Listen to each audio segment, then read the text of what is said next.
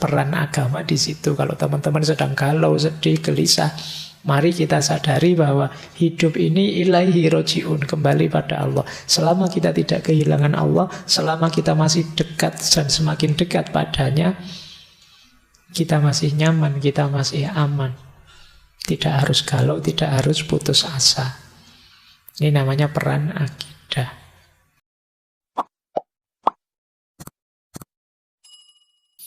Assalamualaikum warahmatullahi wabarakatuh. Apa sih perannya agama untuk hidup kita? Saya sebut saja berdasarkan psikologi Islam, ilmu jiwa khasnya Islam. Jadi dalam Islam, agama itu memenuhi beberapa dimensi hidup kita. Yang pertama, agama adalah fitrah. Jadi kita itu lahir membawa dorongan jiwa yang cenderung kepada ketuhanan. Jadi maka kalau kita tidak bertuhan itu ada yang hilang, ada yang hampa. Kenapa? Karena ini fitrah. Fitrah itu dorongan jiwa alami namanya. Mungkin kegelisahan mental kita yang tadi banyak sekali indikasinya karena kita jauh dari Tuhan atau jauh dari agama. Sehingga fitrah kita, dorongan jiwa untuk mengakui, menegaskan keberadaan Tuhan tidak terpenuhi. Ya fitrah itu kan setara dengan fitrah untuk menikah misalnya. Setiap orang ada dorongan dalam dirinya ingin punya pasangan dan berketurunan. Ini fitrah. Kalau kita lawan fitrah ini, saya tidak mau nikah Pak, saya itu ada yang hampa, ada kegelisahan tersendiri. Nah, agama juga begitu. Jadi kalau dalam Islam, kalau kita menjauh, kalau kita meninggalkan agama, ada yang hampa dan gelisah. Nah, ini kalau teman-teman membaca kritik-kritik pada peradaban barat yang terlalu materialistik, itu kan arahnya ke sini. Ada yang hilang, ada yang hampa, ada fitrah yang dikesampingkan. Itu yang membuat gelisah. Maka agama berperan mewujudkan, memfasilitasi fitrah itu, yaitu fitrah bertuhan. Itu yang pertama itu. Yang kedua, ada lagi perannya agama, yaitu peran akidah. Peran akidah ini, tadi kan hidup bahagia itu harus punya tujuan, punya nilai. Peran akidah ini dia berperan, kita mantep, kita yakin, kita percaya pada Tuhan, yang itu tujuan dan makna puncak hidup kita. Di situ kita nyaman kemudian. Jadi ini peran akidah. Karena kita tujuannya Tuhan, kenyamanan kita ada pada Tuhan, kegagalan apapun masih bisa kita toleransi selama kita tidak menjauh dari Tuhan. Nah, ini peran agama di situ. Kalau teman-teman sedang galau, sedih, gelisah, mari kita sadari bahwa hidup ini ilaihi roji'un, kembali pada Allah. Selama kita tidak kehilangan Allah, selama kita masih dekat dan semakin dekat padanya, kita masih nyaman, kita masih aman.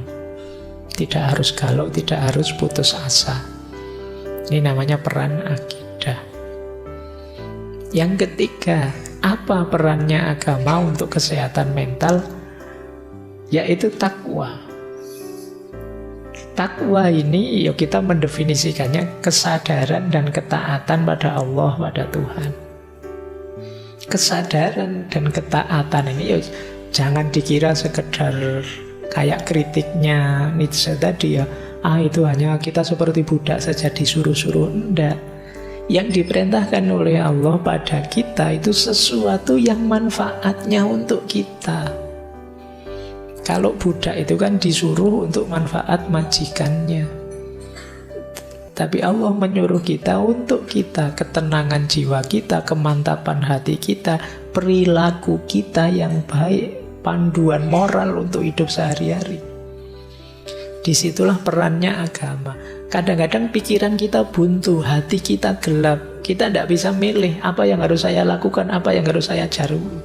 Alhamdulillah ada agama. Petunjuknya konkret. Saya harus melakukan ini, menjauhi ini. Mengurangi kebingungan dan capek kita.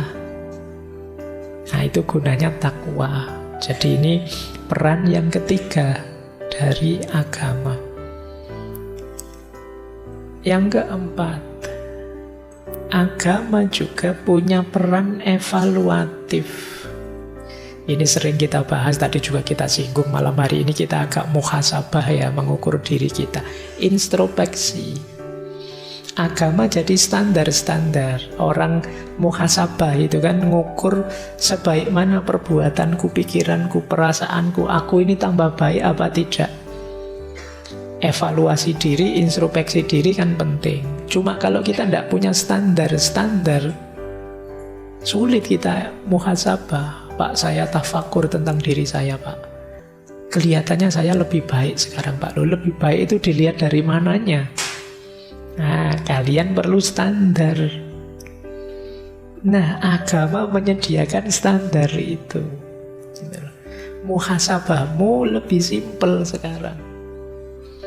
Pak, rasanya kok saya tambah jauh ya Pak dari Allah. Nanti kan kamu punya standar sekarang. Rasanya kok saya tidak bisa menjalankan perintahnya Al-Quran ya Pak untuk sabar. Saya kok ngamukan banget sih Pak. Nah ini enaknya agama menyediakan perangkat standar untuk kita bermuhasabah. Ada lagi, agama mendidik kita untuk sabar dan syukur. Ini dua jurus sapu jagat untuk apa saja menang kalau kalian punya menguasai ini. Satu sabar, satu hidup itu kan isinya dua. Kadang seneng, kadang susah. Kan cuma ini. Loh, kalau kalian punya syukur dan sabar, selesai sudah. Ketika kamu senang bersyukur, ketika kamu susah bersabar. Jadi cukup dua senjata itu, hidupmu akan stabil. Masalah dalam hidup kita kan ketika senang kita lepas kendali, ketika sedih kita drop, putus asa. Nah, untuk biar tidak lepas kendali dan putus asa, ya syukur dan sabar. Dan agama menguatkan di situ. Jadi kalau tanpa sandaran agama, ya syukur itu kan rasanya hampa. Kamu bersyukur pada siapa?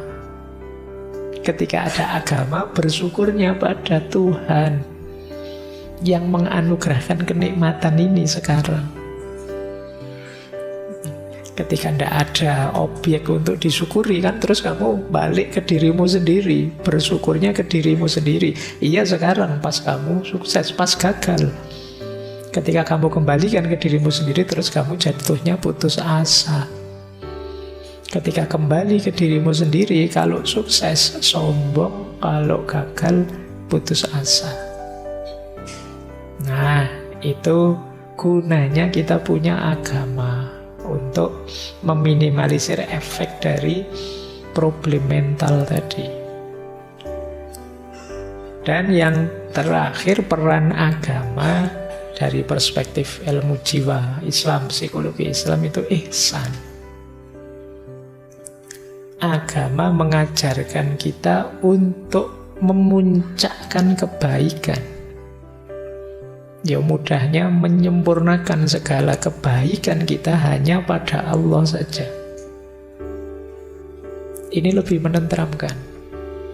Sering saya ilustrasikan ya, hidup ini ada beberapa level motif tindakan kita. Ada karena kewajiban saja, ada karena kebutuhan, dan yang paling tinggi ya karena ketulusan, keikhlasan, kemurnian pada Tuhan saja. Nah, agama menyarankan segala perbuatan kita dipuncakkan sampai ke level lillahi ta'ala. Tidak sekedar karena pamrih, apalagi karena kewajiban. Segala sedih, galau, kecewa kita muncul karena ada pamrih-pamrih biasanya. Seperti saya bilang tadi ya di pengantar waktu launching buku tadi kan saya bilang, Kalau tidak ada target apa-apa, ya tidak mengecewai apa-apa. Tapi kalau kalian motif pamrihmu banyak, ya kecewamu banyak. Ngaji ke sini, saya nanti ngaji, duduk agak pojok yang dapat sandaran, terus nanti ngambil minumnya 2, terus nanti kamu ngancang-ngancang gitu. Begitu nyampe sini, lu yang datang sudah banyak, tempat dudukku sudah ditempati orang, minumnya tidak kebagian, kecewamu banyak. Kenapa? Tadi pamrihmu banyak. Nanti kalau sudah selesai, pingin ngobrol sebentar sama Pak Faiz, yang ngantri banyak, kamu tidak sempat maju sampai jengkel. Nah, kecewamu banyak karena pamrihmu banyak. Kalau tadi tidak pamrih apa-apa, mungkin tidak ada yang kecewa. Tapi karena kamu target dan meleset, jadi kecewa. Maka dalam agama kita diminta ihsan. Ihsan itu kan, kalau dalam Islam, antak budallaha ka'annaka tarahu wa illam takun tarahu fa innahu yaraka. Melakukan apapun ikhlas karena Allah saja. Itu lebih nyaman untuk mental kita. Jadi ini gambaran umum sederhananya. Apa kalau ada yang tanya peran agama untuk kesehatan mental? Kalau dari Islam, agama memberikan fitrah, memberikan akidah, memberikan takwa, memfasilitasi muhasabah, mendorong kita untuk sabar, syukur, dan ihsan. Dan ini efeknya luar biasa untuk kesehatan mental kita.